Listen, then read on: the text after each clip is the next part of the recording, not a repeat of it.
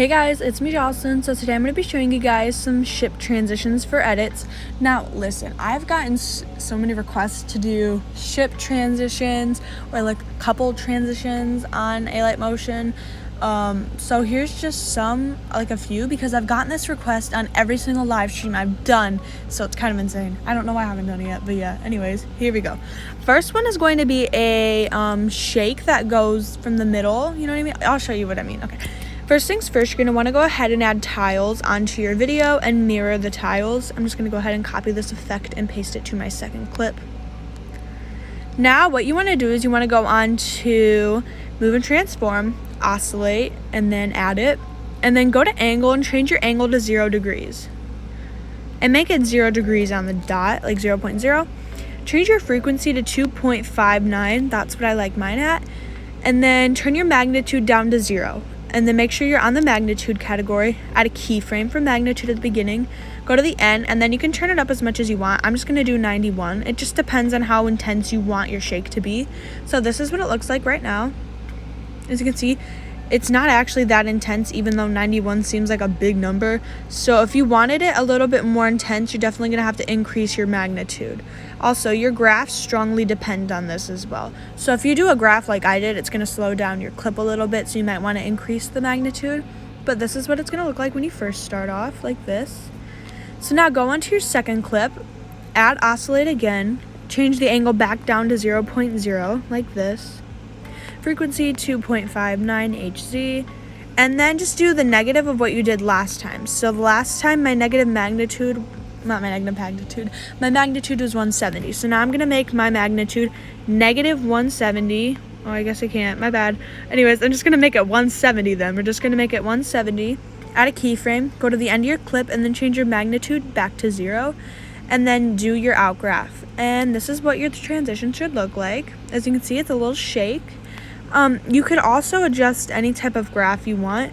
I think I'm going to turn my magnitude down a little bit because it doesn't really look right. I want it to be like a more subtle shake, so it's going to end up looking something like this. Let me just go ahead and readjust real quick. And yeah, this is what your final transition should look like. It the shake kind of like merges into each other. Like, I don't know how to explain it, but yeah. Okay, this next transition is going to be a heart wipe zoom out.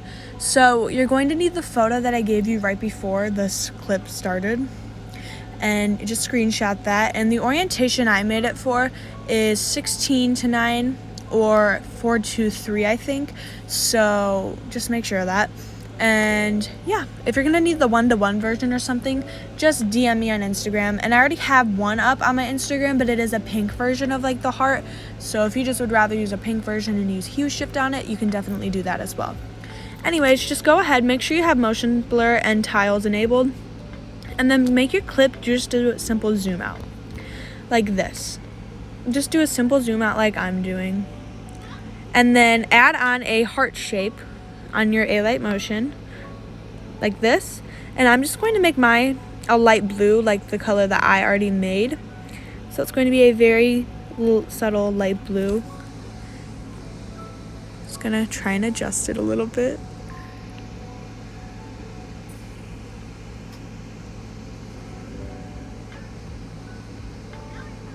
Not too sure why I can't get it the same way that I did before. There we go. I got it. Okay. Anyways, I'm just going to go ahead and cut this shape right when my second clip begins. And I'm going to zoom it all the way out for now. And then add a keyframe. And then on the second keyframe, zoom your heart in just enough so that it's none of the edges of it are touching the screen. Just like big enough, you know, like I did. And this is what your first part of the transition should look like. Now go ahead and finish your zoom out transition on your original clip by doing a zoom in. So then add your keyframes, and on the first one, just zoom your clip in and then do your out graph. So it's zooming out. Now go ahead and add on the photo that I gave you, and go to add effects, and then go to chroma key, and then go to this little color thing right here and touch this like little pen, and then just move it around a little bit so it gets rid of the black. And if there's still a little bit of black left, you can just scroll on threshold to get rid of that. Now let me go ahead and adjust this photo real quick because I don't want it to be the entire length. Now for this, just go ahead on your heart photo, go to the zoom in panel, add one keyframe at the beginning and one at the end, and on the one at the end, zoom the heart all the way out so that you don't see any more blue. And you can do slow graph, fast graph, it's whatever you want.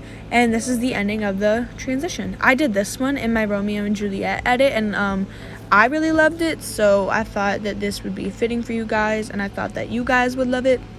So yeah, I'm gonna make my graph just a little bit slower, and I'm going to zoom it out a little bit less just so you guys can kind of see it a little bit longer, if you know what I mean. And this is going to be the final result of the heart wipe zoom out. I don't know why I didn't show you the final result earlier, but yeah, this is what it should end up looking like.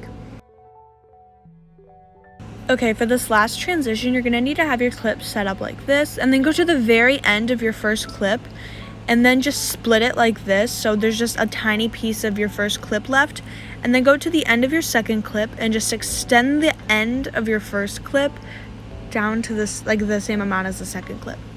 Now go on to your second clip, go to blending and opacity, and then turn it down all the way. Add 2 keyframes right next to each other, but one of them has to be a little bit further apart, and then just turn the opacity up, and this should be what your transition looks like. This one is very simple, but it is also like one of the most beautiful transitions in my opinion. I use it on a soft edit, ship edit. I feel like it goes really well with a ship edit because it's just like such a beautiful, simple transition. And yeah, that was it for today's video. If you guys enjoyed it, please give it a thumbs up and subscribe, and comment down below any tutorial requests that you guys may have. And yeah, I love you guys. Bye.